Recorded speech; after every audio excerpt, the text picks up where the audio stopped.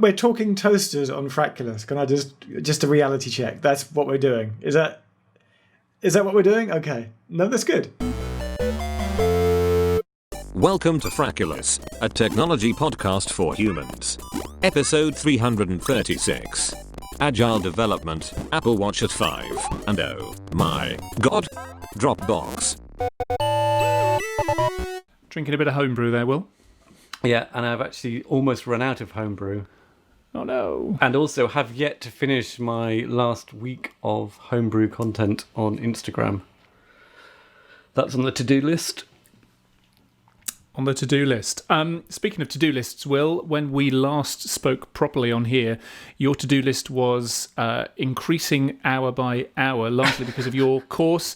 Can we have a very quick coding update? How's it going? Are you managing your workload, and are you learning some cool new stuff in Ruby? What was it? Coding update. It's hard. Am I managing it? No. Excellent. I'm doing the best I can. But it's still fun. There just isn't enough time. I don't think... Can we ask you questions yet? You know, can I be like, Will, I need to help you fix something? You know, no. You're not that. Okay. We are doing a group project this week. So we've done 5 weeks of learning and weekend solo projects. Last weekend we built Twitter on our own. That was fun. And This week we are doing our first group project, and that is to build Airbnb. Why? I mean, I guess it's already been built. I think that's already been done. Worse job. Yeah, that has already happened, hasn't it? We're going to make Facebook later, so we're going to cover them all. Could you make Dropbox again, but go back to 2010 Dropbox when it was good? I mean, that is on my list of projects to do. When it just shares files in folders and nothing else. Yeah, no, that's on my list. Like, how hard can it be? Yeah, exactly. I think that's also on our list of things to talk about today as well, isn't it? That was me trying to get it in there, you see. Hey.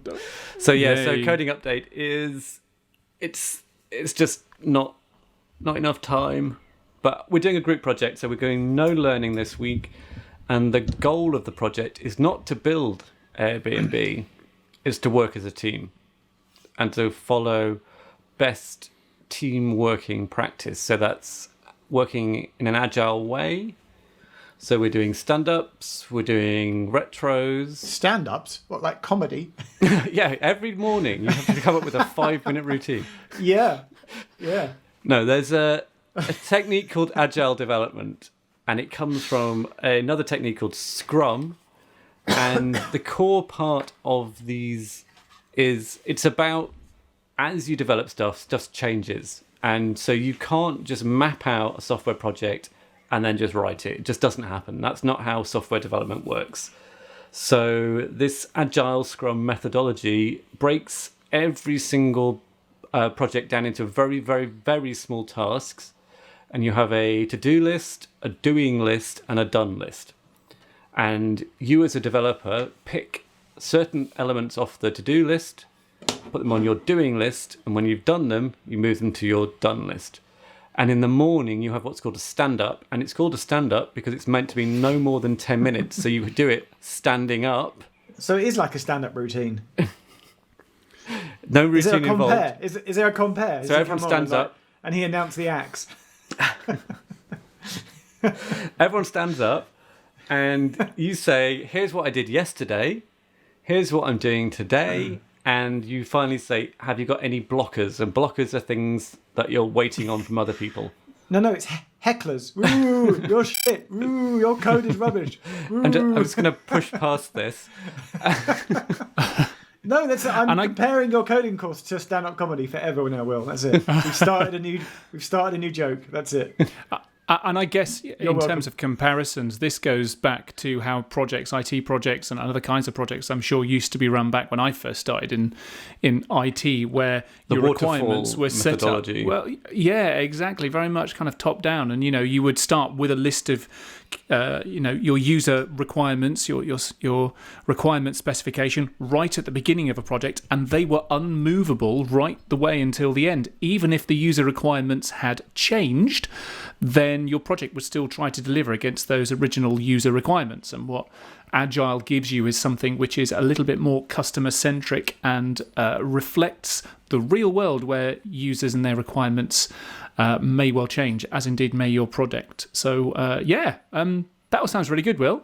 Good luck. It's interesting. I mean, I worked for a startup last year for about 6 months, and they did Agile, so I'm quite used to the daily stand-ups. It does, if you haven't done it before, it does feel ridiculous, but it's a good way of keeping yourself honest, because you have to list out what you're going to do that day. When was the last time you edited some video, Will? Edited some video. It was the other week. One of David's... I'm doing a series with David at the moment of stay-at-home content for How to Mobile Photo. Okay. So David's supplying me with those regularly. So you're still keeping your hand in? Yeah. Yeah, still doing the editing. Still editing podcasts as well, currently. Speaking of collaborative projects, right at the end of our last episode, a couple of weeks ago now, we're getting good at this regular thing, aren't we? Didn't we end with a thing? We said we'll definitely start the next one with this. Didn't we say that? We did.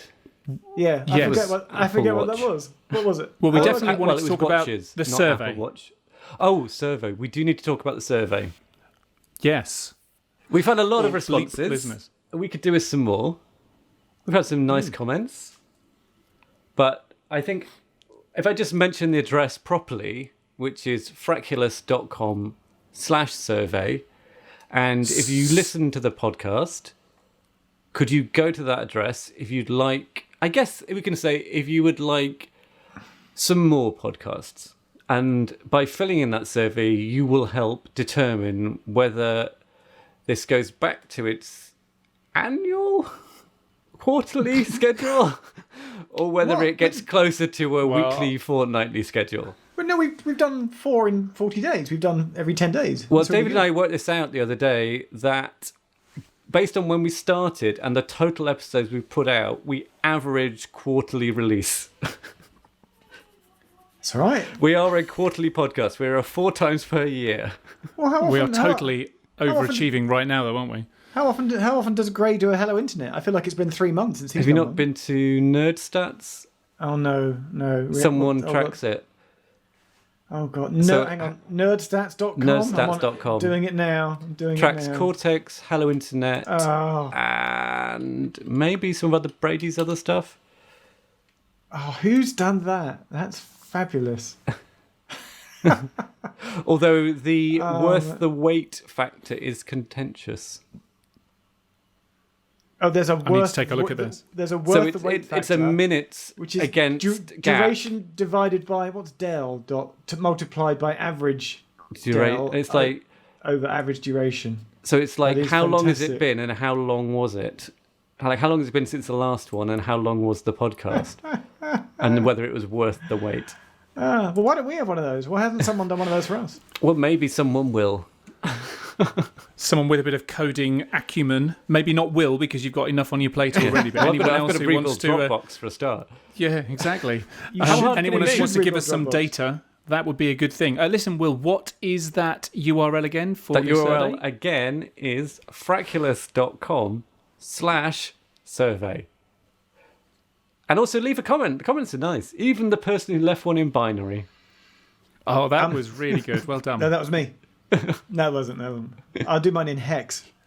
We should do it in hex. Let's leave the whole in survey in hex.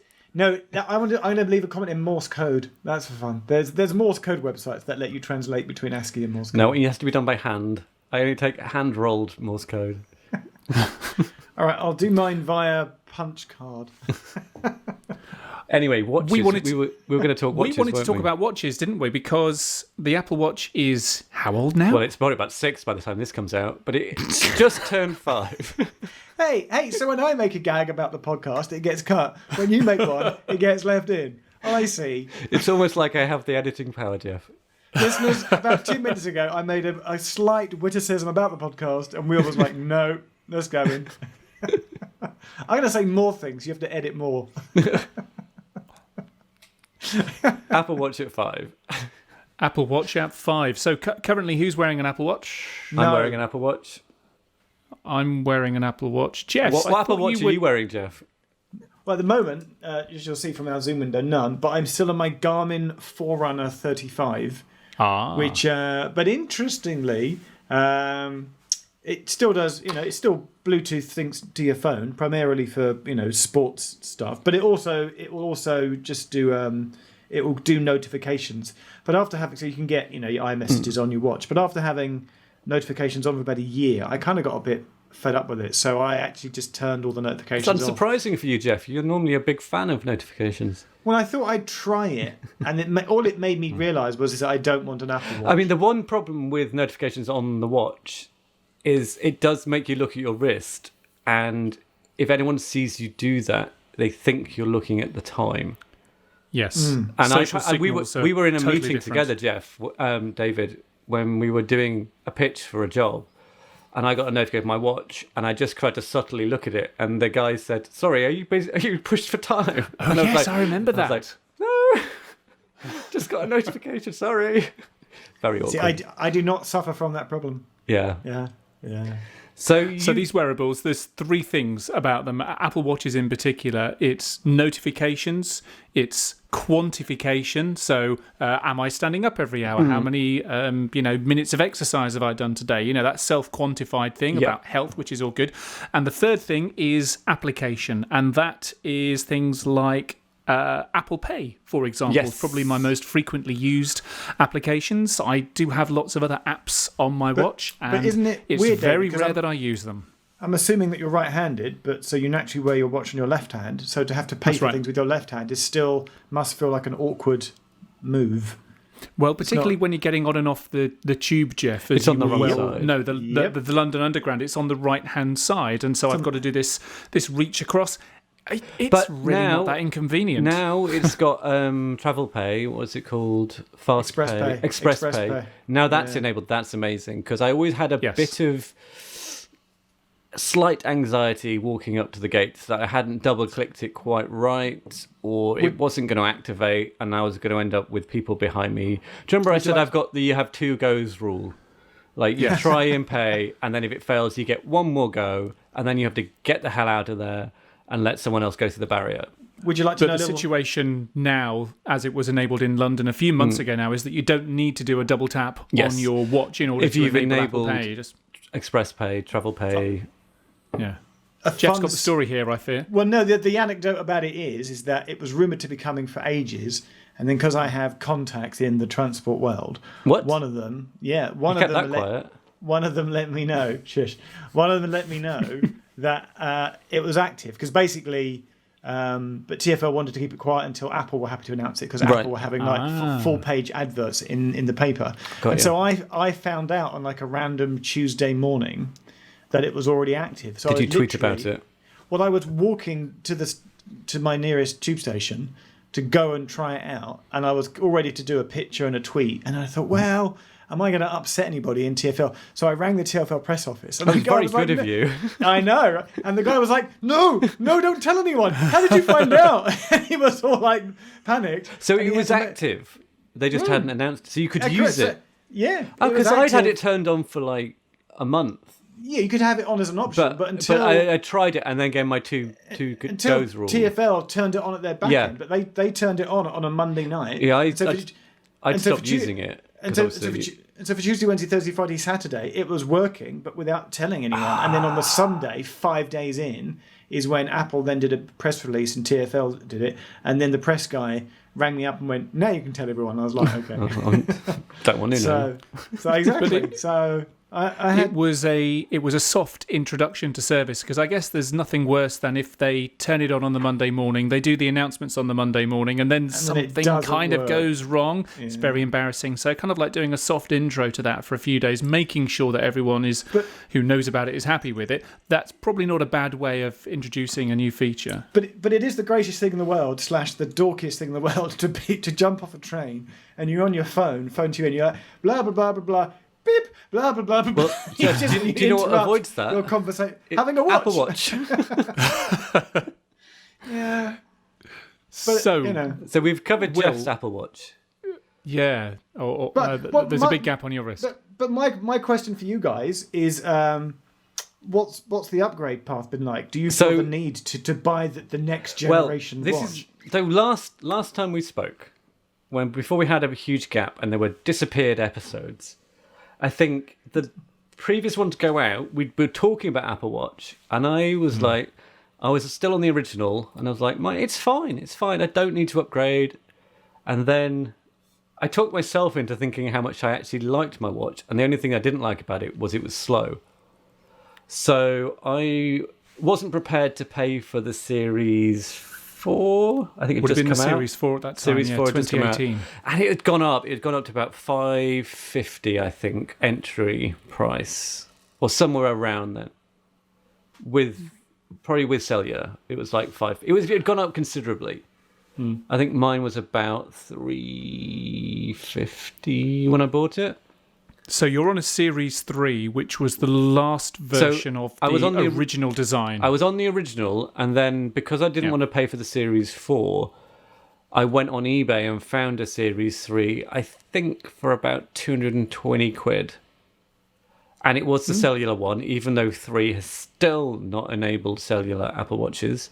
But I just thought, well, it's the price I want to pay. It came with one of the Sport Loop bands, and I'd planned to buy a Sport Loop band that year anyway. So in my mind, that was 50 quid saved.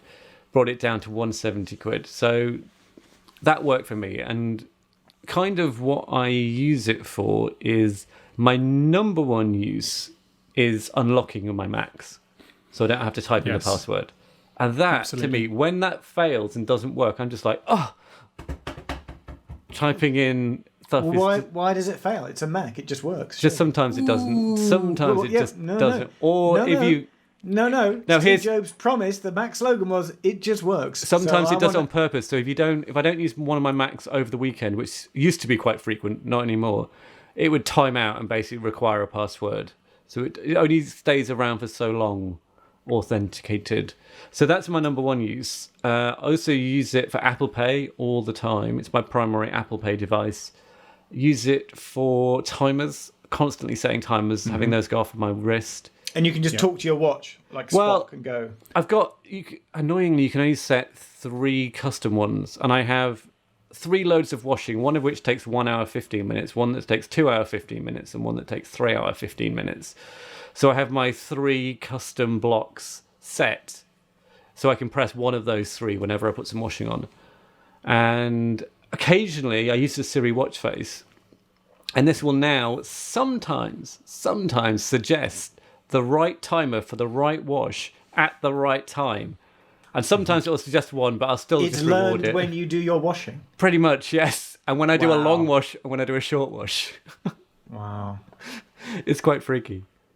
What's the battery life like on your Series 3 wheel? Because that was one of the main reasons that I upgraded from my original. I would say I charge it for an hour in the morning still. I wear it at night, charge it for an hour in the morning while I'm just getting ready for the day. And I would say it comes off the charger full, but when I wake up in the morning, it's usually about half. Do you wear it at night so as to monitor your sleep? I don't monitor my sleep with it. I did used to, and I used to. Then why do you wear it at night? So I can see what time it is at night, and also it wakes me up. Silent alarm. It's night time. It's sleep time is what time it is. So my other use is it's a silent alarm, so it vibrates on my wrist in the morning and wakes me up. Really? Yeah. Wow. It doesn't wake back up. I've used that in the past when I've had to get up very early for whatever reason, a trip or a flight or whatever, work? And I absolutely need to get up. And then I wear my watch. So and that, for a while, again, it's waking me up and not caring. For a while, I used an app called Auto Wake, and what that did was it monitored your sleep cycle and started to wake you up at the best point. Yeah, I've heard of those. It was good, but it didn't have a fallback to like a standard alarm. So I had to set a standard alarm anyway. You up? Does it mean it does or doesn't wake you up in the middle of your dream? It wakes you up in the right window, so it starts waking you up when you're kind of at your most ready to wake up phase. So you're not in deep sleep. Yeah, not in deep sleep. But I found I always had to have a backup alarm because I didn't quite trust it, and occasionally it wouldn't quite trigger because it wasn't built in. If Apple built it in, then it would probably trigger flawlessly. So I've just gone back to having a standard one at 7 o'clock. I've got an Apple Watch Series 4 that I got. Oh yeah, you're still on the 4, aren't you? 2018. I'm still on the 4. Well, so 4 was the first of the new designs, and I was like you. I had the original Apple Watch, and the battery was shocking, and it was unusable because it was just so underpowered with the newer versions of watchOS. So I've had this for 18 or so months now, and it's great. It's super fast. I've been up since about 6 o'clock this morning. We're about 8:45 in the evening now. I'm still on 60%, and that includes me going for a 45-minute walk, complete with heart rate monitoring this morning. It does everything I need it to do. The only thing it doesn't do, which the Series 5 that came out in autumn last year, 2019, does, is the always-on display. And I do find myself doing that funny thing if I want to see what the time is, because when my watch is by my side, the screen is off. And if I want to see what time it is, I kind of lift my wrist up. Not every time does it then show me the time on the watch, and I'm having to do this kind of funny wrist shuffle. You see, it's just happened now. We're Although I'm currently looking watching at it, David on Zoom do his funny wrist shuffle, and it is funny to watch. watching me play with my watch, and it's not showing me the time. With the Series 5, because it uses the OLED display, the low power always on screen is a feature in there. That's not been enough for me to want to upgrade to that yet, to be honest with you. And I think we've got another cycle with this same design. I think it's going to be 2021 when we get the updated design, and maybe I'll jump then. But for now, this is doing a great job. I don't know what Apple's going to do with the Apple Watch Series 6 in September if they do something. I'm not sure what else they can add to it. I don't know what you think, Will. I would like sleep tracking in there, proper official sleep tracking. Because this is every time you buy a new watch, you have to buy a new band. Is the strap the same? No, the straps are the same. They've been the same since day one. Okay, all right. Side tangent question. Sorry, go on. Yeah, I'd like sleep tracking. This is probably for another episode, but I have just looked at my health data since lockdown to see if there's any trends. So I was going to prime you guys to see if you have any lockdown trends you'd be happy to share on a future episode. Mine's quite interesting. I was tracking my weight at the beginning of lockdown. I track weight, sleep, blood, active heart rate, resting heart rate, and I've got data that basically covers pre-lockdown and post-lockdown, and there are some interesting changes. Well, yeah, because I've been exercising less, my weight's gone up because I'm burning less calories. Save it for another episode. Okay. Okay, we'll save that. Spoiler. So, edit that bit out, Will. Just edit it out. It's live. Apart from what you say, Jeff. Yeah.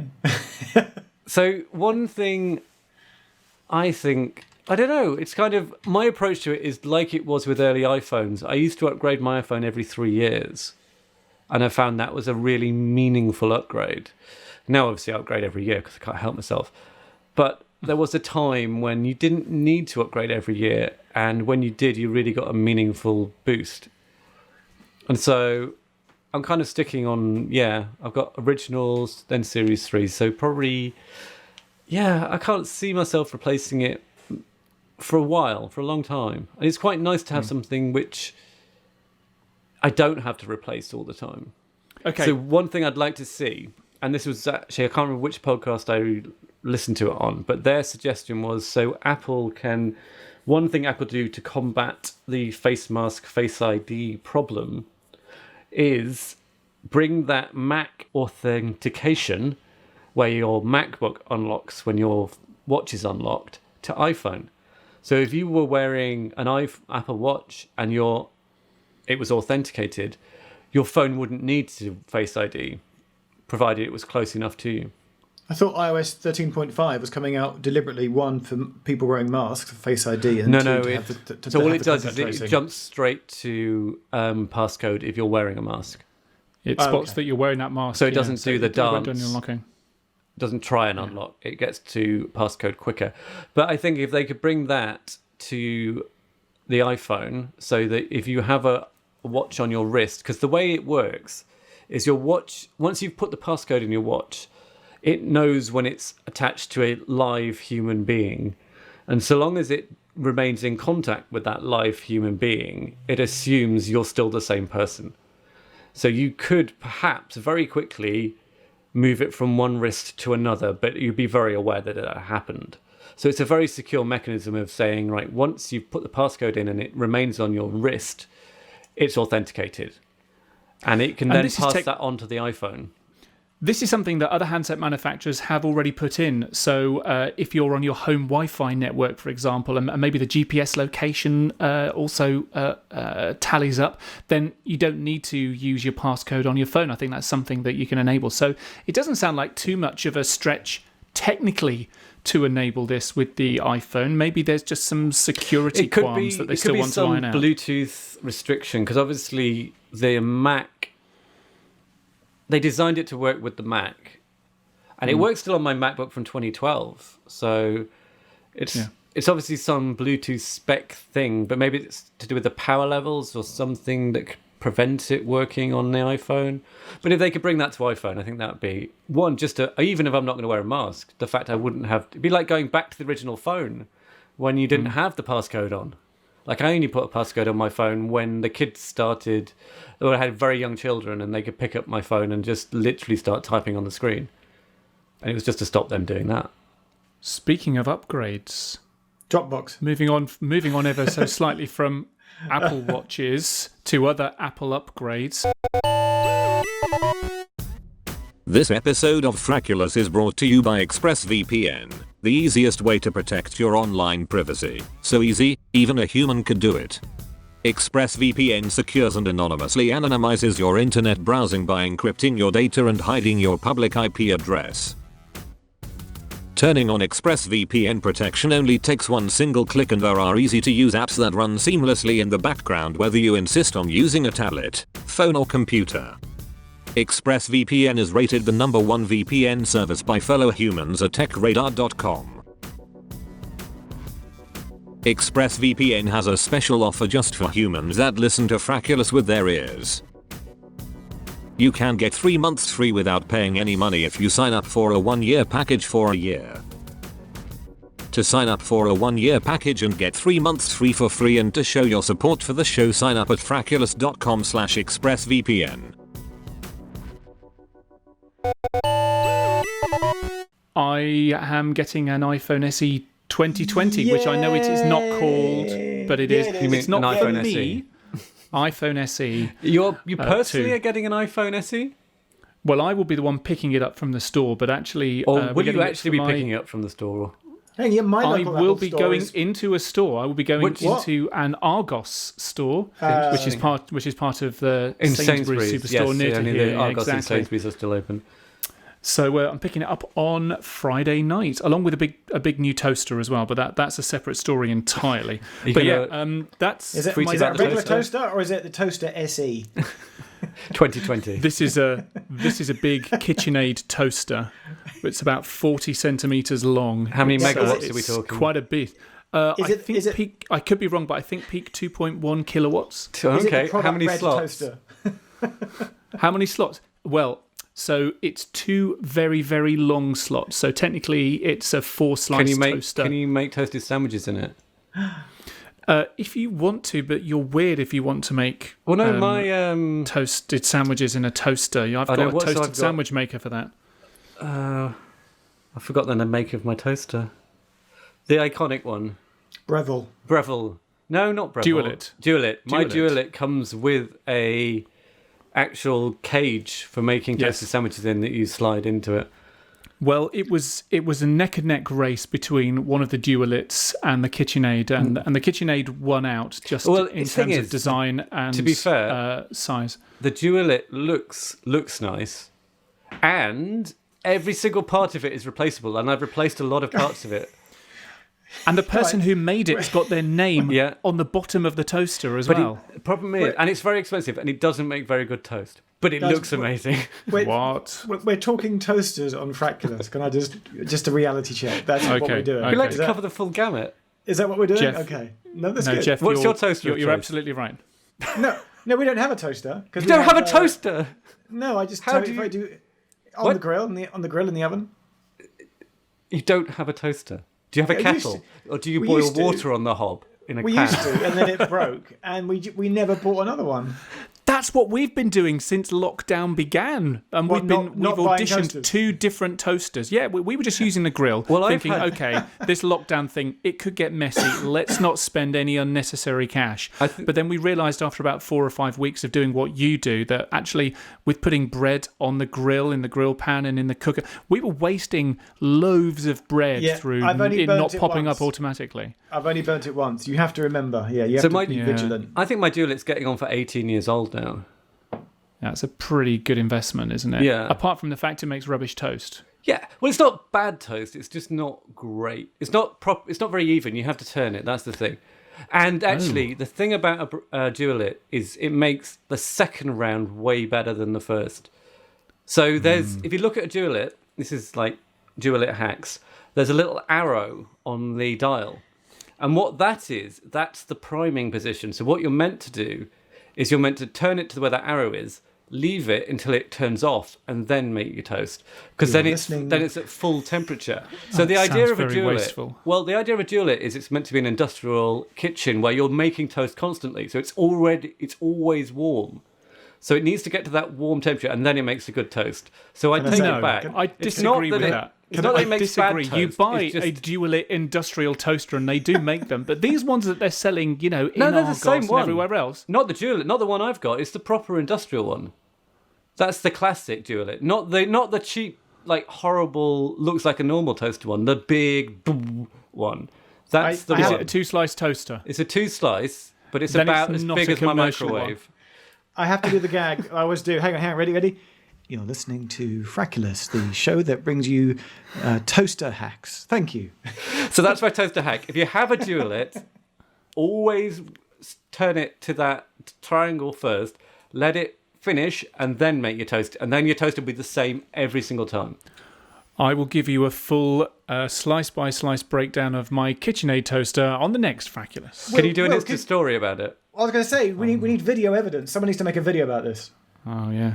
Okay. Come on, David. Do an Instagram IGTV story. I think Will's all over this at the moment, but his feed's pretty full with homebrew at the moment. Yeah, I've got to finish homebrew first before I do any more Insta content. Well, let's do some Zoom follow-up. This episode of Frackulous is brought to you by Audible.com, the premier provider of audiobooks. With over 180,000 titles to choose from, humans like to listen to things. If you're a human, you're probably listening to this podcast right now. Audiobooks on Audible are read by real live humans, often the same ones that wrote all of the words as well. Not only are you hearing the words written by the human, but you get to experience them exactly as they intended. Humans love listening to other humans. It is one of their favorite things to do, unlike Risk, which is good, because Audible is completely risk-free. If you don't like the sounds or words you're hearing, for any reason, you can exchange it for another without asking any questions. To start your free 30-day trial of Audible, which includes a free audiobook download, go to frackulous.com/audible, so that they know that we sent you and to show your support for the show. Because we were chatting quite a lot over the last couple of episodes about getting proper quality cameras into our computers so that we could use them for web conferences and video calls and so on. And both Will and I, and you, Jeff, as well, with your new Logitech webcam, have found various ways around that. I was having some problems with Zoom and its security and whether it supported some of the ways that I was getting my camera into my laptop. Found a workaround for that, but that left me on a relatively insecure version of Zoom. So you'd upgraded, been under attack quite a lot. You upgraded and lost your virtual camera support, basically. Your external camera support. So I downgraded, found a legitimate but earlier version that didn't have some of the latest software upgrades on there, and I was able to work the following day. So I know where quite important for me at the moment. So we'd got to the point where you downgraded. I'd stayed on 10.46, I think it was. 10? No, 4. No, 4.106. So, yeah. Let me actually get the real about Zoom. I am on 467. Currently. Okay. So we'd done that. I said I was going to hold off upgrading, and then I got the email about the forced upgrade. So they announced that Zoom 5 was out, and that on May the 30th, they were going to force upgrade everybody to Zoom version 5. And that was the one we feared would remove the virtual camera support. So I thought... This puts me in a difficult position because at the moment, for some of my work, I'm relying on being able to plumb my external camera through Zoom. So we'd found... You'd linked me a forum post, and I'd found something about unsigning the app. And so it's to do with the sandboxing, which is basically a security mechanism on macOS that prevents applications doing things they shouldn't to other parts of the system.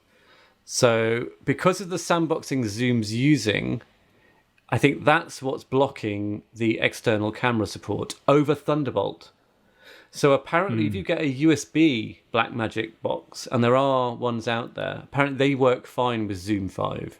It's only specifically the Thunderbolt ones, I'm led to believe. And we were listening to another podcast, a friend of the podcast, Nate Langson, on Text Message, where he was talking about another dongle that he'd got. Dongle kind of downplays it a little bit. A little encoder from StarTech. StarTech, I've got a lot of their stuff. They're a very good, boring, stable manufacturer of stuff. Cables in particular that get me out of jail quite frequently. Adapters, anything you need to connect one thing to another, like an HDMI to your Mac. They make it. Yeah. And they charge you quite a lot for it, but they do still make it. However, you and I both have one of these Blackmagic boxes which are Thunderbolt. That feed into our PCs over Thunderbolt. And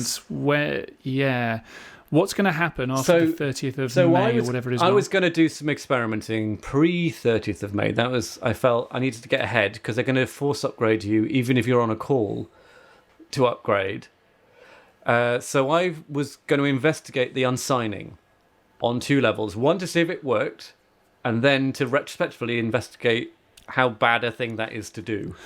And this unsigning, you drop down to the command line, you run some bits of code that changes some of the security settings on the application that might well allow some of that anti-sandboxing stuff. From what I understand, I need to properly research this, Apple signs the binary, or the developer signs the binary with their key, then Apple basically confirms that it came from them. And that basically means that they trust the developer, and if the developer does anything wrong, they can revoke their key, which I think has only happened once, and then all of their apps stop working. And that's what the signing is. So if you personally unsign your app, you're just basically removing the ability for Apple to disable it, which is like a nuclear option anyway. That's my understanding. I need to properly research it, but I think that's the only bad thing that would happen if you unsign the app. Isn't that what Apple did to some Facebook apps last year or so when they were being accused of... oh, gosh. Do you remember? Because Facebook had been using some either side-loaded apps or something to gather data from a group that was an Arvo. That was... I think that was separate. But there was an app that got nuked, but it's very rare. I decided I was going to try the unsigning, but I thought before I do that, I'm going to install the upgrade on a separate account. Well, actually, first of all, I tried to do it on my other Mac, the one I don't spend all day video conferencing on. And I plugged the Blackmagic into that, and it wanted to do a firmware update because that's on Mojave, and my other Mac's on High Sierra for reasons. And so I upgraded the Blackmagic on the Mojave laptop, opened Zoom, and couldn't see the camera. So I was like, ugh. And then I thought, right, I better put it back on the other machine and downgrade it, and hopefully it still works. Did that, still worked, fine. So then I switched to a secondary account on that Mac to then upgrade Zoom on just that account to test it, and did that, worked fine, thought brilliant, okay, actually maybe it's Zoom 502, which is the one I upgraded to, works with virtual camera support, external camera support. So then flipped back to my main account, ready to upgrade, and saw it had already upgraded on there as well, which I think is bad practice because Zoom wasn't installed on that secondary account. I had to manually install it and then upgrade it. I would expect that to remain tied to that account. I know we differ on this, David. Well, I mean, I don't know enough about, obviously, Apple provides a multi-user operating system on Macintoshes, but some binaries, some applications that you install are going to be shared across all of the users on that system. I don't know enough about which applications are per user. I mean, it doesn't surprise me Zoom went behind the scenes and upgraded everything, because they're not great on, they haven't got a good record on not doing things properly. But they are trying to do the right thing right now, which is why this version 5's come along. So I was kind of in the situation that I'd been force upgraded to 5.02. It worked, and then it occurred to me that actually it probably is because of the sandboxing and High Sierra. I don't think... We were talking to Graham Cluley about it, weren't we, on Twitter? Indeed, and I think he linked us to something on the sandboxing, and I think from memory High Sierra doesn't have anywhere near the sandboxing of Mojave, and obviously Catalina has much higher sandboxing. So I think it's actually the High Sierra thing that's allowing my camera to still work on 5.02. So I thought, fine, I'm sorted, everything's good. Jumped on a call today, pair programming, we're doing our project. I was installing Rails. Rails is quite processor intensive. I was trying to talk everyone through it. I was sharing my screen, and literally my machine was just chugging. And I was like, it can't be Rails that's causing this. And I looked, I've got iStat menu monitors, and basically all 4 of my cores were at 100%. And what was using those cores? I looked at the drop down, and I think Zoom was using 350%. And I think from the way it works, I think you get 100% per core. So it was using basically pretty much all the processing power. Yeah, 3.5 cores, leaving half a core for everything else. And normally what I would do in that situation is kill the thing that's... Oh no, Dropbox had also jumped in as well. It was indexing. So Dropbox was using whatever was left. And so I killed Dropbox, which basically freed up more power for Zoom to consume. And normally I would kill Zoom, but I was trying to use it. Like it wasn't something I could kill. So I had to jump onto my other laptop during a live call, jump onto my other laptop, downgrade Zoom. And then once I got back to Zoom 4, 6, 2, 7, whatever I'm on, it's been fine since. Which is a shame, because actually there's some nice stuff in Zoom 5. But if it's going to do that to my processor every single time, that's not possible. So more testing required. There is that ticking time bomb between now and the end of May 2020. I need to find another solution. I've got a new Mac arriving soon, a MacBook Pro 13-inch that uses USB-C. So even though I've got a Thunderbolt 3 device, I'm going to be going through one of 2 adapters, a USB-C to Thunderbolt, or I've got one of these CalDigit external boxes on the way that's got pretty much every single port under the sun on it. And I wonder if that might change things a little bit, but I just don't know.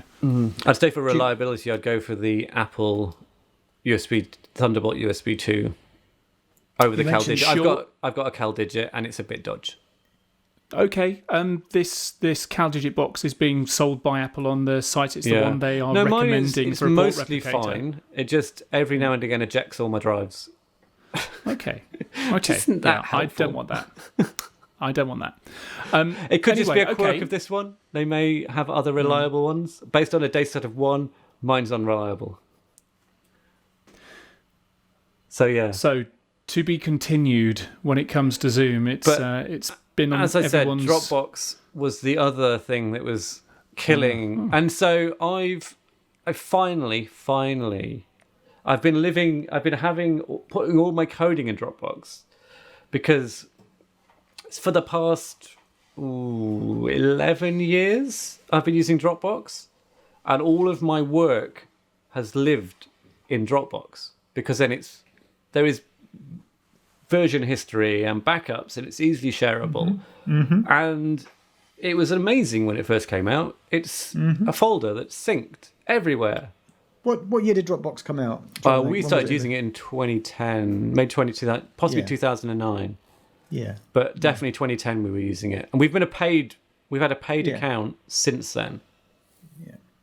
And now it's just so you shouldn't put Git repositories inside Dropbox anyway. Because you've got two versioning systems going on and Dropbox can screw them up. But if you're just doing it on your own, you're fine. But earlier you said something quite pertinent. You said, what will Apple bring out with their version 6 watch or something, thus insinuating that they needed to bring out something new. And that's the pitfall with so many sort of bits of software and hardware, is that the companies behind them fall into the trap of going, oh, it's been a year, we need to bring out something new and change and upgrade. It's like, no, you don't, Dropbox. You've got a fantastic product. Just keep doing the same fantastic product. Yeah. You don't need to add on something new. You really don't. Because for the first time this month, it made me think, oh, I wonder if there's another service out there that just does simple file syncing and sharing, maybe for a lesser price, and it's sync.com. But the trouble is, and they know it, like being trapped in the Apple ecosystem with your iTunes and whatever, and your friends are on iPhones, so unless you're using WhatsApp, you can't iMessage, is that all my friends are now on Dropbox. And so because we all share on Dropbox, if one of you changes, everybody else has to change. No, I think it's less tied, because if I could find something that worked for me, I could use that for the bulk of my files and just literally fire up Dropbox to sync and then uninstall it, or even download through the web. Because at least Dropbox is available off device.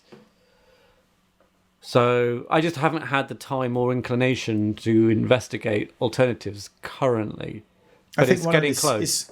Is sync.com. I'm going to check out their website for you right now. Sync.com. Go to frackulous.com/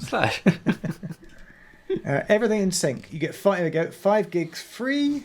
I need about 2 terabytes. How much is 2 terabytes? So it's saying it's 5. Oh, what? There's a 1 terabyte option. There's a 4 terabyte plus. It's a 4 terabyte. How much is that? Option. Advanced is the 10 terabyte option. I'm scrolling down, scrolling. Oh, it doesn't say. Hang on. Business Pro. Oh, it's $8 a month, Will. For 4 terabytes? For 4 terabytes. Does it have unlimited version history? Sounds like a useful feature to me. Go to their web page, sync.com/pricing, and there's a comparison. Because that's the other thing. Everything. I've had what's called the unlimited pack rat option on Dropbox, which is waiting for you to mention that. It was like $2 a month extra, and it gives you unlimited version history. So I can literally upload something to Dropbox, delete it, and then at any time in the future, restore it. And they don't offer that anymore. There we go. It's got things. Maybe it's a 365-day history. It's got things called account rewind and file requests and complete. Where is it? Activity logs. It looks like it does the full beans. I might have to do a feasibility study. As it were. That's sync.com. Your new Dropbox replacement. What is it specifically you don't like about Dropbox then, Jeff? Because obviously it does do a lot of these things that maybe you don't need, but to what extent is that getting in the way of the basic stuff that you do want and need? Because it's the ethos that they clearly sit in a boardroom somewhere in wherever they are in America, and somebody goes, we need to change something. And it's like, you don't. So first of all, they changed the icon from white to blue, which meant it got depreciated from my home screen of my iPhone to my second screen. Because dark colour icons go on my second screen and light colour icons go on my home screen. And around the same time, they introduced Dropbox Paper, which was some kind of document sharing thing, like Google Docs. Pretty gash. And no one uses it. Then they just changed the website generally. It's like, let's refresh the website for the sake of it. And then the most recent thing has been the client on the desktop. Oh, the client's just getting ridiculous. So if you right-click on it, nothing happens. If you left-click on it, you get the little menu. But if you double-click the client, you get like a fully blown app. Slack.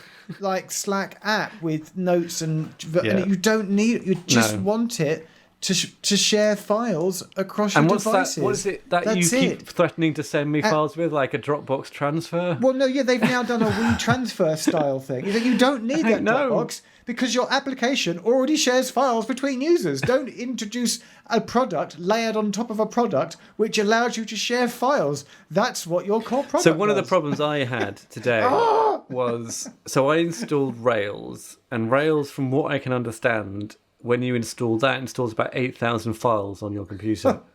And can you imagine what that did to Dropbox? So not only have I got Zoom going mental on one side, I've got Dropbox also thrashing, trying to basically index all the files, which is then trying to sync to my other Mac over here. And it took about 2 hours for this whirlwind to die down. I mean, it's my own fault, admittedly, but really Dropbox is just chill a bit, sync a bit more slowly, less aggressively, maybe use fewer cycles on my CPU. Yeah. Because they'll get to the point where they forget what their core service is, and they'll it's be a like, shame. oh, It was that? such a brilliant service. Yeah. And now it's one I use begrudgingly. It's a bit like Evernote in that respect. You're because stuck I've been on it. using I Evernote got out of there for an a awfully long ago, time. thank God. But Evernote tried to innovate their product and, tried to be all things to all people, and actually, like you're getting at, I think, Jeff, kind of forgot what their core product and what their core customer needs were. And in a way have now been trying to backtrack on that ever since. And they've, actually removed one or two things that I did end up using quite a lot. But it just ends up being a messy product. I don't disagree in a lot of ways with what you're talking about with Dropbox and, that desktop client. Also, the Adobe Creative Cloud desktop client has gone full fat over the last few months as well, which really, really annoys me. One of the things let's click on that. That's not a menu item anymore. Jeff, don't. But one of the things with Dropbox transfer. And again, for those of you listening, just peering back the curtain, when we record the audio locally using Sound4Forge or Adobe Audition or whatever, and then we have to send it to Will, or maybe two or three devices independently recording redundantly, perhaps. That's just what you do, Will. 3 copies. That's all. Three copies.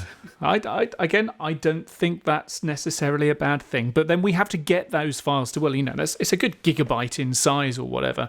And one of the options traditionally has been sending it over Dropbox. But Dropbox Transfer is this new WeTransfer kind of clone. There are a few things. I stand up. Well, no, but I stand up that they're for different use cases. WeTransfer will expire, those links to those files expire after a certain number of days.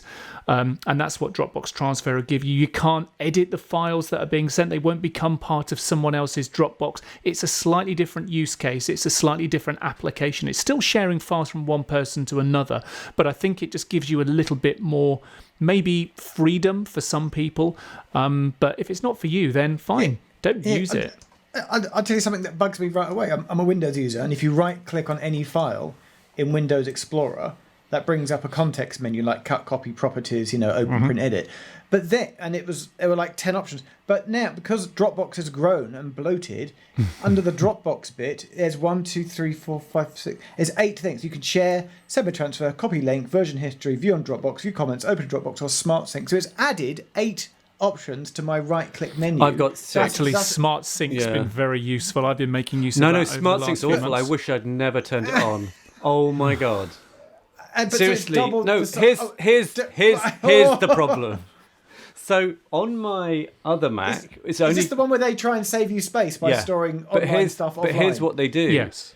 If you don't, so my Dropbox is now bigger than the hard drive of the machine it's on. I have 2 terabytes. Oh, well. And so what I used to do was use manual sync. So I'd go in and say, sync that, don't sync that, sync that, don't sync that. That's fine. The problem with Smart Sync is it just occasionally goes, I'm just going to download a terabyte of stuff to your 512 gigabyte Mac. And then once you fill a hard drive on a Mac, it's incredibly hard to get it to do anything until you delete. No, it just works, Will. Macs just work. Well, it's more Dropbox filling it up. You fill up a hard drive on a Windows PC, it ain't going to be happy. You're not going to be able to run it very well. So I wish I could roll it back to manual sync, but you can't. Once you turn on Smart Sync, you can't roll back. You can't roll back. But right now on mine, if I right-click on a context, I've got Smart Link, Smart Sync, and local only. So why can't you just re-tick local only? No, it's not that. I want it to be removed entirely. I don't want to have the smart. So my other Mac, I haven't turned it on, and there's no way of it doing a Smart Sync because it's not smart. It's stupid. I don't think I had the option. It installed the option, but the option isn't active, and there's no way for me to remove the option. I just don't activate it. I don't have it on one of my Macs, and I wish I didn't have it on my other one. Look, can we just agree? Instead of calling it Dropbox, we're going to call it Bloatbox from now on. That's the new name. Oh yeah, I'll just share it on Bloatbox. Brilliant. How about we talk about something more fun, like YouTube, Jeff? This episode of Frackulous is brought to you by FreshBooks, the easy-to-use online invoicing software designed to get you paid cash money faster. Face it, humans, you are not good with numbers. If you're not a numbers human, sign up for FreshBooks and let them handle the hard stuff for you. FreshBooks users save 2 days per month on average, which you could spend doing futile tasks like talking to other humans and eating food in front of each other. In order to pay for these pointless activities, you are going to need money. FreshBooks lets you create invoices that look more professional than your substandard motor skills allow. You can even keep track of expenses, so you don't end up with negative money. Which is bad if your entire world is built on having it to survive. To try FreshBooks for free for 30 days, go to frackulous.com/freshbooks and enter Frackulous into the How Did You Hear About Us section, so that they know that we sent you and to show your support for the show. Sorry, but can I just go off on one teeny tiny tangent? Go. Right? Because a minute ago you were talking about things happening at the end of May. This week, just to say, for a year, I've been using a Chrome extension called Good Twitter, which lies to Twitter about what browser you're using. Why do you need to lie to Twitter? Because the current modern day Twitter UI is dreadful, right? It's good for threading, though. And thousands. If you want to make a 200 tweet thread, use the website. Thousands of people have downloaded this Chrome extension called Good Twitter, and Twitter have finally realised that they're doing it. And now this little pop-up dialogue comes up every day going, "We noticed that you're using some illegal software to revert to lie about what browser you're using. So at the end of May, we're going to kill it off." And it's like, and people are going to be going mad. And the developer that I follow on Twitter, he's like, "Sorry guys, there's nothing I can do." So how does it work? Twitter are publishing a different interface if they sense you're not using Chrome or but it's like if it thinks you're using Internet Explorer version 7 or something, right? So they have a fallback.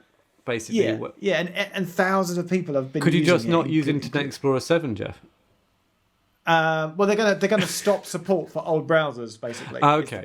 Oh, right. So they're not stopping support for the plugin and basically forcing you up. They're going to stop support for old browsers, and the plugin then won't work because it basically lies to Twitter about what browser you're using, and now it won't care, and it will just send you the new UI. Yeah. Although I'm just whining because it's going away. I've been using the Twitter app a bit more recently, and I actually quite like it. My only problem is because I obviously have a lot of people I follow, and I have some lists to manage that, and the list access is terrible in the main client. But I've been using the algorithm, so I've basically, you know how I was 1,000 tweets behind last episode. So I've now is this the new how many apps you're on? It's how far behind are you count. So I've gone down. I have 3 lists. I have my 0 list, which is my core absolute must follow, and that I think is about 50 people. Do you follow me, Will? I think so. I don't think I follow you. No, I'm sure. Do you follow me, Jeff? You do follow me. You recently started following me. Okay. I'm very flaky on who I follow. I know you like numbers. On my core absolute must do list is 65 people. And I can tell you that Jeff is one of those. And also David is one of those. Of course you guys are on that list. For you. David, how many people do you follow? I haven't finished my list yet, Jeff. No, I just for comparison, I follow 215. So this is my core. Let me finish. This is my core. This is my absolute must follow list. If you're on there, are you going to add up all those numbers for a definitive figure? No, because they all the next list up includes those 65 people. Okay. So that's what I've dropped down to is those 65. It's a bit like being back on Twitter in 2006. On my normal list, that's 260. That's the one I got 1,000 tweets behind on. And then on my I've not got much work on list, that's 644 people. And then on my actual follow, I think it's about 1,500. Does it really bother you if you get behind on Twitter? I don't care. I just scroll to the top and be like, yeah. No, and now I still have my core group, so I always catch up on those, and then I jump over to the app and use the algorithm, and it surfaces me people who are in my other list. Obviously, I talked to and reacted to. David, how many people do you follow, and how rigorous are you on reading everything? Oh gosh, I'm not rigorous at all. In fact, I'm not on Twitter as much as I. I'm on Twitter quite rarely these days. So I currently have. I've just opened up the app. 2,407 people in theory that I've followed. No, that's bonkers. You can't keep up with that. Well, no, I can't keep up with it, and I don't try to keep up with it. But like Will says, the algorithm is actually pretty good, and I use lists just the same as Will does, and I've got a handful of different lists for different groups of people, depending upon which area of my life or work they're written, and that serves me quite well. It would be quite an arduous task to go through my 2,407 people and trim them off with very little return on that, given that the algorithm and my lists are doing a very good job of curating it for me already. And my other reason for not doing that is if I remove someone and unfollow them, I'll forget they exist. Whereas at least this way, it's kind of like they will get surfaced by the algorithm every now and again. I may not want them on my must-follow list, but I obviously followed them for a reason. So... Nice. Twitter, there we go. Should we talk about some YouTube now we've just done Twitter? Let's do all of it. Let's take it back. What was a YouTube question? So I tuned into a live stream at the weekend. Yeah. So I think I didn't realise it was your last one. No, it's not the last one. The last regular.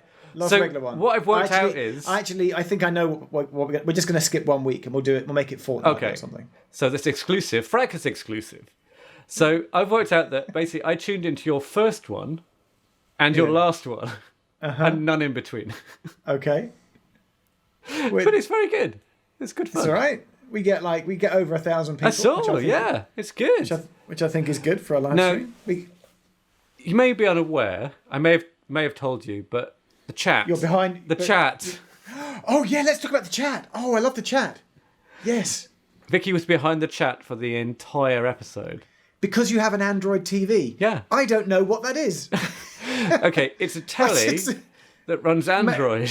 Okay. But what make of telly is it? Is Philips. it Sony or a JV? Philips. So the OS on the Philips TV is Android. Yeah. So I can get apps for it. One of them is YouTube. So if you buy a Google Play Android app, you can then run it on your telly as well. Yeah. Okay. So the YouTube app. So the great TVs, thing about your, I mean, obviously you guys and the content, but the other great thing about your one was like normally you have to set up a laptop for Zoom and get the lighting and bring in an external mic and some speakers, and I was like, hang on. It's not a Zoom. It's on YouTube. We could just have it on the telly. You can just turn on. Yeah. Although I did text you to say, why haven't you published the pre-bit? Because most live streams, they have like a little thing saying coming soon. I don't think I understand how that works properly. Well, it means that I can just check that it's going to work on my telly. Yeah, I think I've got that wrong in YouTube. Because every week that we do a live stream, I then go into sort of like your video section just to make sure it's published. And there's always like a draft pending one, which says it's upcoming, which I have to delete, as well as the one that's just published. There's like a duplicate, which makes me think that's maybe the sort of the pre-video. So when Maddie and Greg do it, you can literally just load the video, and it just says coming, and it has a little countdown. It says going live in like 10 minutes, 5 minutes. That's what I wanted. So I could just literally set it going. No, it worked. Walk away. Bath the kids. I promised to go away and try and work out how that. It's a good little. It's like a little placeholder, and it just says the stream's happening. You can be assured the streamer is acknowledged and remembered they're streaming tonight when they said. Is that a Premiere thing? And I don't know Premiere. I mean the YouTube feature called. It's just part of the stream settings. Premiere. Then it might be that I'm using YouTube Classic legacy. No, it was in there. It was definitely probably easier to do in Classic. I'm gonna How are you still using Classic? Because it gives you the option. I thought you didn't anymore. Classic? No, for live streaming it does. It's the only thing you can use classic And then for. can you back into the other settings once you're in live? A little bit, and then it realises, and then it kicks Because the you new back one, out again. not to be too Jeff about this, but the new one doesn't do anywhere near the features of the old one. But do you know what? I'm going to say something that's so un-Jeff, because I hate change. I dug my heels in and I click the tick box every time to go to classic. But now they forced me to the new one. Although I don't like the layout, it is faster. Really? Yeah, it's faster to use. You mean they've slowed down the classic version just to make you feel better Put about some going sand to in the it. new one? It just when you click things, it's more responsive. It really is. Yeah. But just joining up a couple of dots here. You mentioned Maddie and Greg's show, and we were talking earlier on. have we mentioned that about, before? we have mentioned it before, but we were also talking earlier this evening about cameras, getting cameras into live streams and so on. They had a software update problem. So yes, on Monday. they use Ecamm's software. Greg uses the Ecamm software, and Not CamTwist. Definitely not CamTwist, and it forced a software update which prevented them from using their DSLR camera. And this was about an hour or so before I was chatting with Greg just afterwards, going, "Oh my gosh, guys, you did an amazing job." He ended up streaming that episode from his iPhone instead, and one of the ways that was visible was the fact that the yellow focusing rectangles were visible on the screen whenever for face detection. Apart from that, I have to say, I thought that the quality of the camera coming through on the live stream was actually really, really good. And had they not had a couple of meltdowns on the day, when they brought in another, I think it was a FLIR thermal camera, I don't think many people would have noticed were it not for those little yellow rectangles. I mean, I personally don't watch it. The kids do, but yeah. Oh, what? They watch our live stream? Oh. Yeah. No, not yours. Anyway, Jeff, I have some technical questions. Uh-oh. Your clicker. How did your clicker work? Hey, I did a great thing with my clicker. Where's the clicker? What's this clicker? I haven't seen any of your streams for a little while, Jeff. So we have this hilarious segment, David, in our live streams. Can you actually do it now? Or can you send me the audio to put in? I can. Okay. It goes like, it's Match the Maquette, and it goes like this. Edit, Will, edit. Match the maquette, match the maquette, match the maquette, match the maquette, match the maquette, match the maquette, match the maquette, match the maquette. So we have a little segment called Match the Maquette. Match the maquette, match the maquette, match the maquette, match the maquette, match the maquette, match the maquette, match the maquette, match the maquette. Where it's a game where people match the maquette. Match the maquette, match the maquette. And we have a slide and a jingle that comes up. And every week we're having to lean over and press Control M because you can set up keyboard shortcuts in OB Studio. Mm-hmm. And we joked about getting a clicker. And so if you do Control M, it triggers your... Yeah, is it like a video file? Like how... within OB Studio, you have scenes and you can just flip between scenes and the scenes are set up to do certain things. So you can basically set OBS to whatever you want to do just to trigger that, which is your Match the Maquette. Match the maquette, match the maquette. I then set within OBS, like Control W, web is just our webcam scene, Control M, and then Control I is like the intro and outro. You're not thought about just putting these on the number keys? Yeah, well, you could set it to any key you like. Yeah. Rather than Control Shift 7. But then what I remember, but this was the cool thing. What I remembered I had was my PowerPoint clicker, right, which is like a laser pointer plus, right. But it's defaulted to work for PowerPoint. So the buttons on it are page up and page down because that's what takes you back and forward in PowerPoint. And suddenly my brain went, I can reprogram this with Autohotkey. So I downloaded Autohotkey, had to relearn because I haven't done Autohotkey for about 5 years. Isn't that Tom Scott's favourite app? Yeah, and you remap keys to be another key. And so I do a thing that says, when press page down, press Control M instead. And so I then did it that way. So the next day, when you were scrolling the internet and you pressed page down, did it fire on your computer? That's the command is very simple, right? In the Autohotkey script, it's double colon just to remap a key. So I just did A ::S and I saved the script and then ran it, right? But then this is the bit I then tried to run up Notepad, right, to type in. So of course I went NOTE PAD and it went PSD because the A had been mapped to N, and I couldn't type an A to run a Why does it not work? But I then thought, hang on, how do you stop an Autohotkey script from running? See, I had a similar thing. to cancel it. No, hang on, it's the best thing. But I then went to my laptop to Google it because I couldn't type A on my keyboard anymore because it just kept going to S. And there's a thing going, oh yeah, you need to make sure that you tick the box that allows you to press escape to stop the script running. And then if you don't, you're just fucked. Sorry, bleep that out. So I just had to reboot my machine. So I had something that it took me literally 3 weeks to work out, which is why I couldn't put spaces in Zoom chats. Why can't you put spaces in Zoom chat?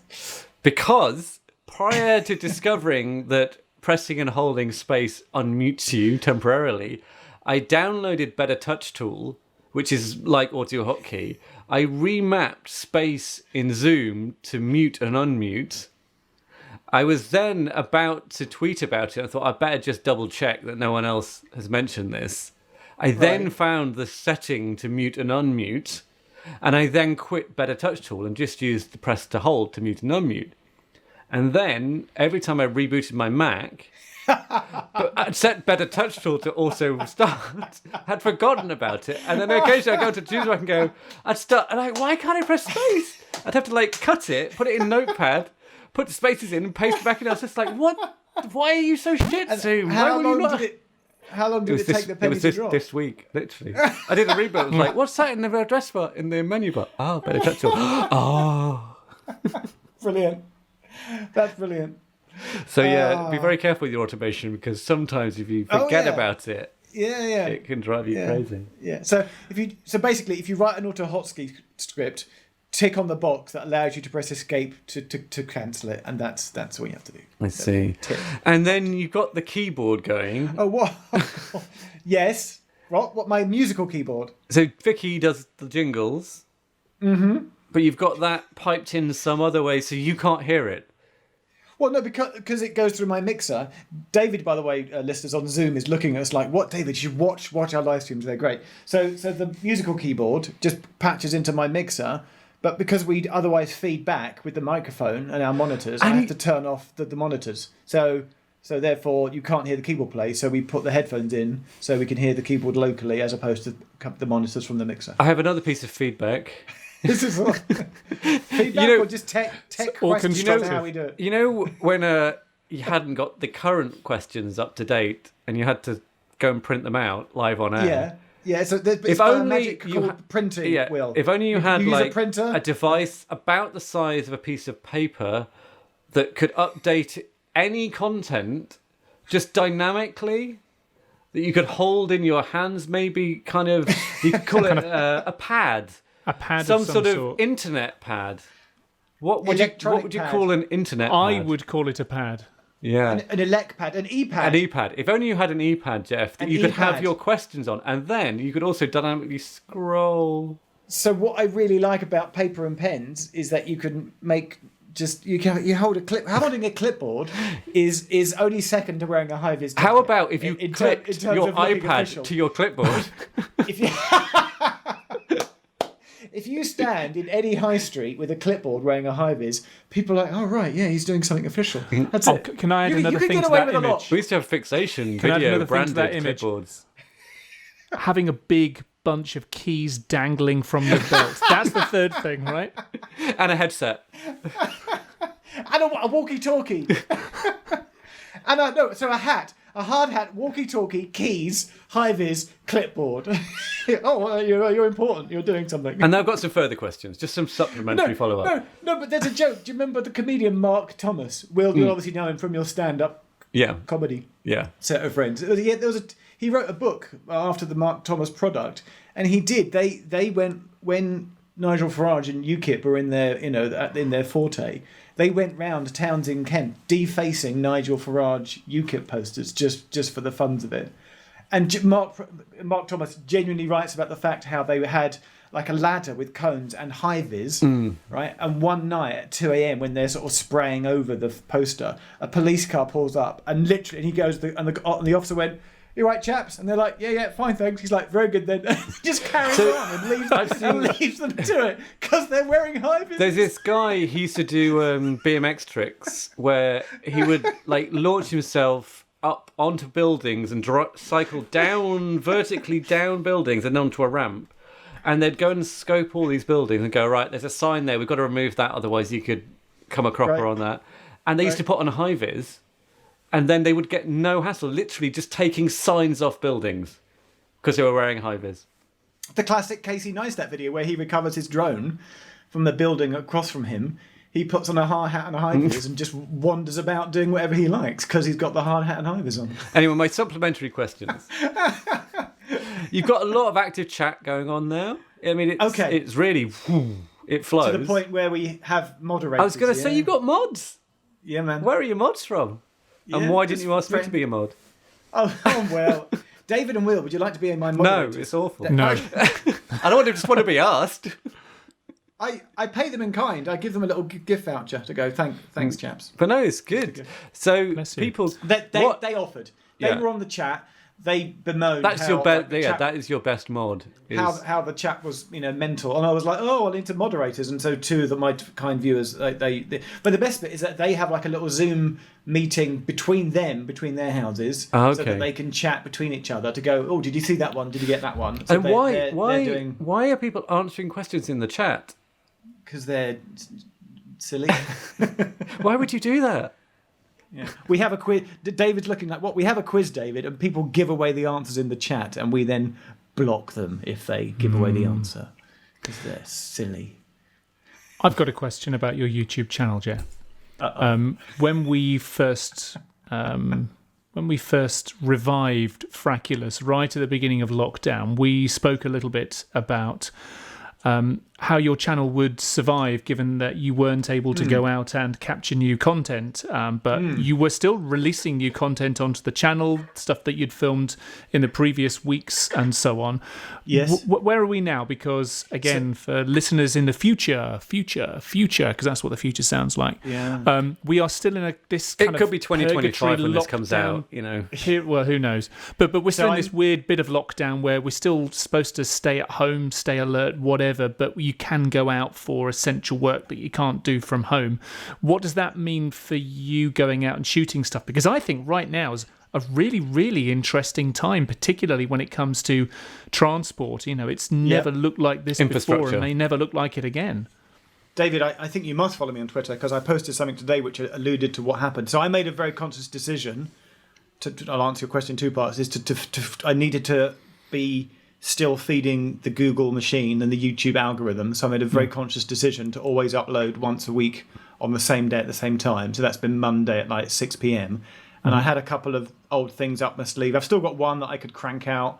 I did a couple of sit-down videos, and I estimated that maybe if we were out of this by the end of May, that would be the point where I'd start up again. And so just today, I was out filming something for next Monday, where I'm sort of at it's a transport-based thing, but without actually going on a train. But I'm at a station because I went and I spoke to people. I said, "Can I come to you and visit and do a thing?"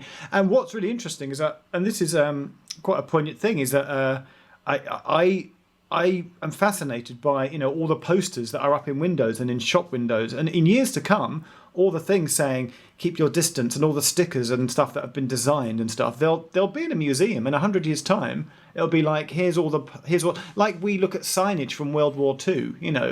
Like the guy that says your country needs you and all that. All the COVID posters that have been created over the last 2 months will be like there'll be a book. Somebody will write a book saying about how all the shops and posters and everything, how it all evolved over time. So I've captured a lot of that on video so that it will be a way of remembering it in the future.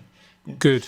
I think that's really important. I'm pleased you're doing that. Obviously, staying safe and staying alert while you're doing so. Yeah. You've just put out your, what was it, Across America? What was your... Yeah, that was a re-edit. Well, that was because I had commercial music in there and I got a copyright claim, so I just put it... But you re-released it yesterday, didn't you? Just for you, Will, because you've never seen it. Just for me. What's the shtick? I haven't watched it yet. I was busy. I was on a Zoom last night. We were doing a panic room. Really? I just feel like we're having like a Jeff 10 minutes for the podcast where I just talk about myself for 10 minutes, which is fine. No. But I'm just... I want to know about the doco. It's my crazy claim to fame, and it's always a fun thing. Whenever I meet an American in real life, I always ask, "Oh, where are you from and what town?" And it's likely that I've been there, and if I haven't, I've definitely been to their state. So you've been to all states in America, apart from Hawaii. All of them. So I've done 49 out of 50. Yeah, you've been to Alaska. I have been to Alaska. Jeff, yeah. Oh, well hang done. on. How can you sit there right now, having not gone to every single state in America? Yeah, not just that, gone to all but one. Because I got a plan, Will. Do you want my plan's genius? Do you want to know my plan is? Is this a Frackulous exclusive? Yeah. So I was born in 73. How old does that make me now then? I know you're turning 50 Old. soon. You're like 48 now. Not that I'm checking. 46. No, hang on. You're Point 50 in is- 2 years. No, 3 years. Whenever it is. I'm going to go to Hawaii for my 50th birthday. So I do the 50th state, Hawaii 50, for my 50th. You planned it. Yes. Hawaii 5-0. Good work. So I'm going to land in Hawaii on Oh my my God, 50th that's going to be birthday. epic. And then you're going to update your documentary. Probably, yeah. The point is, many years ago, I drove around all of America, visiting towns and places, one per state, Right. that shared the name of a place in London on the tube map. So I went to Plaistow in New Hampshire, and I went to White City There's a Plaistow in Nebraska. New Hampshire. New Hampshire, yeah. I went to like Victoria in Missouri. I went to Olympia in Washington, Right. and so on. There's a Hyde Park in California. You get the idea. Oh, And there's an okay. hour long video now online that you can watch. And obviously- it's basic. So what's the Hawaii link then? What's the place in Hawaii that matches with some London public I never transport? thought. I should. You need find to find a place, two shouldn't I? place. You in need Hawaii. to. Yeah. And also in Hawaii, for this last leg, this appendix to your documentary, do you need a producer and a shoot editor?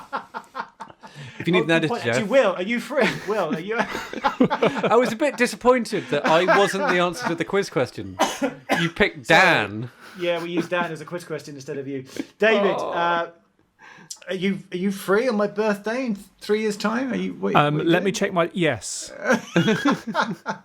You're doing it for free, right? You're doing it just for the exposure, right? Yeah, all I need is my travel expenses paying, and I'm good. But the reason this came about, not you doing the documentary, was you posted some pictures from Oh, yes. 2009 Oh, of almost. driving into almost- Vegas, in or out of Vegas through Death Valley. Yeah. And then I looked at it and I was like, I've been on that road. I know that road. Yeah. And I Yeah, went, so you posted the picture. I then went digging through, I put them on Facebook. That's how long ago I was posting albums to Facebook as a thing. Okay. And so That I was went, a thing, wasn't it? Yeah. Do people still do that? I don't know. I'm not on Facebook. People still make Facebook albums. That's not a thing, is it? Oh, I don't know. It was 10 years ago. So I went through and I found the picture and I sent it to you to say, here's my picture from there. What? No, I haven't seen your picture. I sent it to you. Did you not see it? No. Check your mentions. I know you get a lot. Okay. I do. Sorry. So I sent you my pictures, and then you then sent when this is from 2009, and I was like, January 2009, because that's when we were there. Yeah. And no, you were there in August. I was there in August, so I was there like 8 months after you. You've been to CES, David, right? Once or twice? I have, and I've driven from California. I've driven from Los Angeles So through you've done it as well? Nevada to Las Vegas. I was just looking to see if I had some photos, and when so I I did, can it was see you- 2006 In when I did that drive. 1994. Have we all driven down the same road So to Las no. Vegas? In is the 1994, I drove through Death Valley to Las Vegas in a soft-top Beetle, where you had two options. One of them was to have the windows rolled up and it just be... They'd just done a fry an egg on the bonnet of a car competition. So you could have the windows rolled up and just sweat, or you could wind them down. There's no AC in a soft-top Beetle. And basically it was like someone had a hairdryer on full power and they were pointing it in your face. Wow. Yeah. And so then when we arrived in Las Vegas from that jet, and also a VW Beetle's got a very small gas tank compared to an American car, and there aren't many stops on that road. So we were like, definitely- not only could we die from the heat as it is, we may not even make it to Las Vegas. There's a road, it's called the America's Loneliest Highway. I think it's US 50 out that way, and there are signs up saying buy your gas. Oh my God, yeah. When we were like on fumes and we found a gas station. Because there's no gas for 120 miles. And so when we pulled into Vegas, and then I'd never been to Vegas before at that point. I think this is why I partly love Vegas so much. Was it so much? It's just awful. No, it's the best place in the world. For 4 days. For 4 days. Only go for 4 days and then leave. I stayed for 7 once. I stayed for 7 once and I went a bit crazy. But 4 days. Use new Twitter. The best thing about Vegas. I'd rather have an Apple Watch. Do you know what I love most about Vegas? Is how tacky it is. But also how shallow it is. You couldn't. How fake it is. Imagine someone went, "We're going to build a half-height Eiffel Tower to the original plans," and everyone goes, "Yeah, cool, do it." We're going to build a theatre for Cirque du Soleil that involves a pool, and people are going to dive from a huge height, and the stage is going to go up and down. We are going to have fountains that every hour are synced to music. There's going to be a pirate show for free on the Strip. It just makes no sense. It's in the middle of the desert, but you just couldn't create it. It's a weird place. Yeah, it's totally weird, and it's good for 4 days, and then get the hell out of there. Right, okay, there we go. Yeah, go for a short bit and then leave. Yeah. Get the flip out. Yeah. 4 days max. Yeah. David, Vegas, yes or no? Reluctantly, yes. I must admit, I wasn't really looking forward to going, but I went 2006. Like I say, my wife and I had just got engaged. We were staying with some family in New York. Then we flew over to Los Angeles, stayed in Hollywood with a showbiz friend, hired out a soft top, drove across the Mojave Desert to Las Vegas. We hadn't got a hotel room booked, and literally we just went to one end of the Strip. You need to stay on the Strip as well. Don't stay off Strip. No, exactly. But we went to one end of the Strip and just started at the hotel. I think it might have been the Sahara Hotel at that end. The other end? Well, no. So we were at that end. We went to Sahara, I think, first of all. Sahara, yeah. That's a bit pokey. They wouldn't cut us a good deal. So we went to Stratosphere, which was next door, and they did cut us a very good deal. You know, we're like, you're very close to a just dodgy come bit over of from Vegas England. At the Strat. But it's, very close. Once you venture a little bit too far out as far as the Stratosphere, and then it gets really dodgy. We played the English card. Oh, we've just got engaged. We're wondering if you had a spare room that we might be able to stay in this evening. I do sound more and more like, I don't know, Hugh Grant every time I go to the States. It's quite embarrassing, but it works. Thank you. This haircut, absolutely. So we stayed in Stratosphere, and we walked from Stratosphere all the way to the other end of the Strip, past Luxor It's only about 3 Mandalay miles. It's Bay. not that far.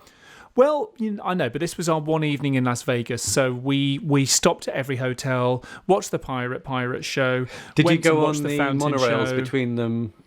No, we didn't. We didn't do the monorails, I don't think, and we didn't go on any machines. We didn't do any gambling until we got to Luxor right at the end, and I think we put a few dollars into a machine, won $20 or $30 back, which paid for our taxi trip all the way back to Stratosphere.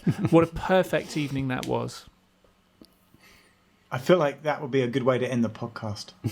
Forever. End of Frackulous.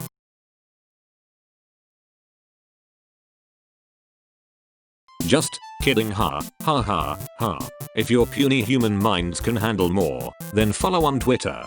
@FRACKULOUS or individually. @David McClelland, DAVIDMCCLELLAND. Jeff Tech, GEOFFTECH.